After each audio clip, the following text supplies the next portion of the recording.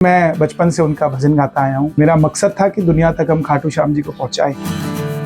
देखिए, भजन को अगर भोजन में डाल दें तो प्रसाद हो जाता है, उसी प्रकार भजन को इंसान में डाल दें तो लोग उसे भगवान की नजर से देखने लग जाते हैं। आप किसी के लिए आइडल बन जाएं तो बहुत बड़ी बात होती है। तो ऐसे बहुत सारे लोग हैं जो मुझे मिलते हैं, जो बोलते हैं कि आप हमारे आइडल हैं। मेरे लिए वो सबसे बड़ी ग्रोथ है। मैं भ्रम में नहीं रखना चाहता दुनिया को। मैं चाहता तो मैं कोई आश्रम खोल सकता था, कोई सोसाइटी बनाकर इनके साथ जुड़ सकता था। मैं लोगों से यही कहूंगा कि आप अट्रैक्ट होइए इंसान के ऊपर नहीं, उसकी भक्ति के ऊपर, उसके भजन के ऊपर। इंसान ने इस धरती पे नहीं रहना है। Kanhaiya ji, many congratulations. बहुत ही शानदार ट्रेलर था आपका और बहुत मजा आया देखकर। तो सबसे पहले तो ये बताइए, खाटू श्याम जी को ही आपने क्यों चुना? देखिए, मैं बचपन से उनका भजन गाता आया हूँ और जब हमारे विभू भैया से मैं मिला तो उनको मैंने कहा कि हमें एक फिल्म बनानी चाहिए खाटू श्याम जी पर। तो उन्होंने फट से हाँ बोल दिया और मेरा मकसद था कि दुनिया तक हम खाटू श्याम जी को पहुंचाएं और उसका ये सबसे बढ़िया जरिया मुझे लगा। और आने वाले समय में भगवान कृपा करेंगे, आप सबके सहयोग से हम दुनिया तक लेके जाएंगे। जैसा कि आपने मेंशन किया कि आप बचपन से गाना गाते हुए, भजन गाते हुए आते हैं और एक तरह से देखा जाए तो आपकी लाइफ में इतनी अच्छी तब्दीली, इतना अच्छा ग्रोथ दिखा है, तो आपको लगता है कहीं ना कहीं वो भजन का असर है? देखिए, भजन को अगर भोजन में डाल दें तो प्रसाद हो जाता है, उसी प्रकार भजन को इंसान में डाल दें तो लोग उसे भगवान की नजर से देखने लग जाते हैं। ग्रोथ तो इतना हुआ है कि मैं शब्दों में बयान नहीं कर सकता। आप किसी के लिए आइडल बन जाएं तो बहुत बड़ी बात होती है, लोग आपको आइडल समझने लग जाएं।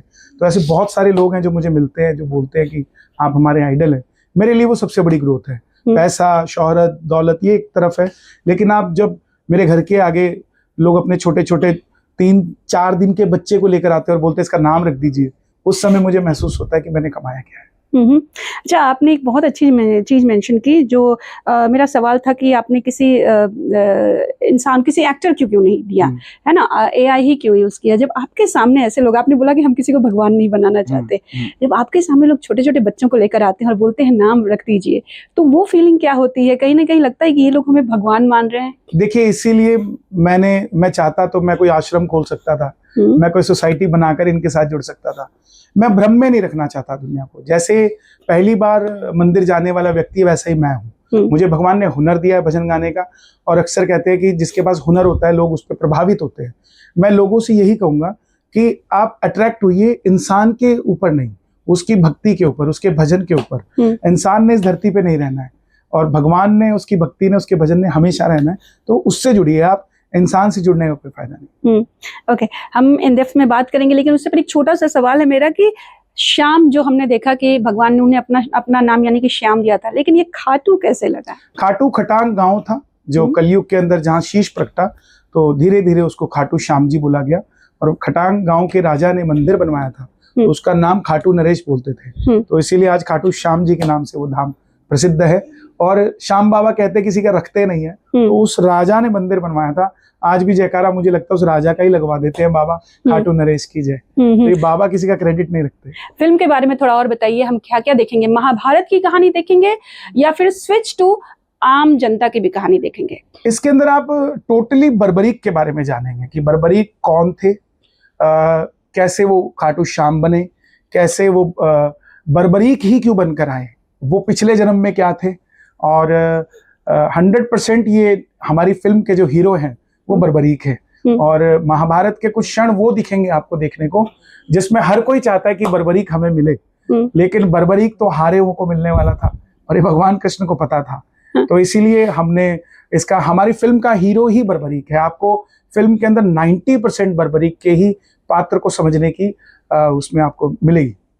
जैसे हम माँ संतोषी का या किसी देवी देवता का हम देखते हैं ना, तो वो भगवान दिखाते हैं, लेकिन वो इंसान से जोड़ के बताते हैं कि किस तरह से उसने उनकी भक्ति की तो उनको उसका फल मिला, जिसने नहीं की उसको दंड मिला। तो कुछ इस तरह की भी इंसानों से जुड़ी कहानियां रहेंगी। इनमें फर्क ये है कि ये देवता उभर के आए हैं, इन्हें मानता नहीं था कोई, इन्हें जानने लगे हैं लोग, जान के मानने लगे हैं जी। तो जानकारी सही करने के लिए संतोषी माता कब से प्राचीनतम से चलते आ रहे हैं। और अगर शास्त्रों की अगर बात करेंगे तो संतोषी माता के व्रत का जिक्र फिल्म आने के बाद ज्यादा होने लगा है जी। उसी प्रकार खाटू श्याम जी का भी जिक्र जो है उनके भजनों के बाद लोग उनके धाम पे जाने लगे हैं। तो उनको जानकारी पहुंचानी है हमने सटीक कि खाटू श्याम जी हैं कौन, इसलिए फिल्म बनाई जाए।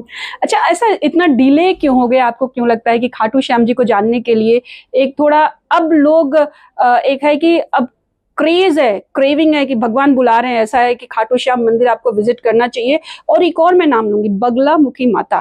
ये दो नाम ना बहुत पॉपुलर हो चुके हैं और लोग, इवन पंडित जी लोग भी सलाह कर देते हैं कि आपको वहां जाना ही चाहिए। ये दोनों भगवान को इंसानों तक आने में डिले क्यों होगा? कलयुग के अंदर ना आप दो चीजों से रेस कर सकते हैं, एक जब आपका कोई शत्रु ना हो और एक आपका परम मित्र हो। ये दो अगर आपके पास हैं तो आपको तरक्की करने से कोई नहीं रोक सकता। बगलामुखी शत्रुनाशिनी है और खाटू श्याम जी मित्रता की मिसाल है। तो इसीलिए इन दोनों का कलयुग के अंदर प्रधानता हो रही जा रही है। और आज के दौर पे आपने बड़ा अच्छा टॉपिक दिया है। मैं आने वाले समय में हम बगलामुखी के ऊपर भी कुछ बनाएंगे ताकि दुनिया तक उनकी भी बात पहुंच सके। और खाटू श्याम जी की फिल्म बनाने का कारण यही है कि आज समय आ गया है जब लोगों को सड़कों पे भजन सुना, ट्रेन में भजन सुना, फ्लाइट्स में भजन सुना, घर में सुना, मंचों पे सुना, अब बस थिएटर बच गया है तो थिएटर पे सुनाने की तैयारी है। लगता है कलयुग में अब लोग ज्यादा हार रहे हैं, इसलिए खाटू श्याम जी का अब ज्यादा भगवान का अवतार लोगों के अंदर ज्यादा आ रहा है। कोविड के बाद स्पेशली लोग खुद को बहुत ज्यादा हारते हुए महसूस कर रहे हैं। देखिए, लोग हार नहीं रहे हैं। हाँ। लोग जीतने की इच्छा रख रहे हैं। हाँ। हारना तब हम कहेंगे क्योंकि भारत कभी हार नहीं सकता। भारत में रहने वाले लोग कभी नहीं हार सकते, जीतने की इच्छा रखते हैं। जिस तरीके से हमारे भारत की जीडीपी आप देखिए बढ़ती जा रही है जी। उसी प्रकार वो क्यों बढ़ रही है? क्योंकि लोगों ने हारना बंद कर दिया है और वो अगर जीतना चाहते हैं तो उन्हें हारे का सहारा चाहिए, तो वो कभी हारेंगे ही नहीं। क्योंकि आप देखिए हमारे ट्रेलर में भी शकुनी ने ये कहा कि अगर हमें बर्बरीक को अपने साथ जोड़ना है तो हमें पीठ दिखाकर भागना पड़ेगा। स्ट्रैटेजी। तो हारे नहीं है, वो पीठ दिखाकर भागने की एक्टिंग कर रहे हैं। तो कलयुग के अंदर वो द्वापर था, लेकिन कलयुग के अंदर सही मायने में कोई हारेगा नहीं जब तक उसके पास कोई सहारा होगा। आज कोई परिवार से दुखी है, कोई धन से दुखी है, कोई मन से दुखी है, कोई तन से दुखी है, अगर उसके पास कोई ऐसी शक्ति आ जाए जिससे वो महसूस कर सके। आप समझ के चलिए किसी बच्चे को हमने कह दिया कि तेरे नंबर तू पास हो जाएगा, सीए बन जाए, सीए में तू पास हो जाएगा, भगवान पे ये भरोसा कर ले। अगर वो पास नहीं होता तो वो कहेगा भगवान की इच्छा नहीं होगी और अगर वो पास हो जाता है तो कहेगा भगवान ने मुझे पास कर दिया। तो दोनों ही टर्म्स में वो डिप्रेशन का शिकार नहीं हो सकता। तो इसीलिए कोविड के बाद श्याम बाबा का नाम भी इसीलिए हुआ क्योंकि कोविड के अंदर वही लोग मरे जो डिप्रेशन के शिकार थे। राइट।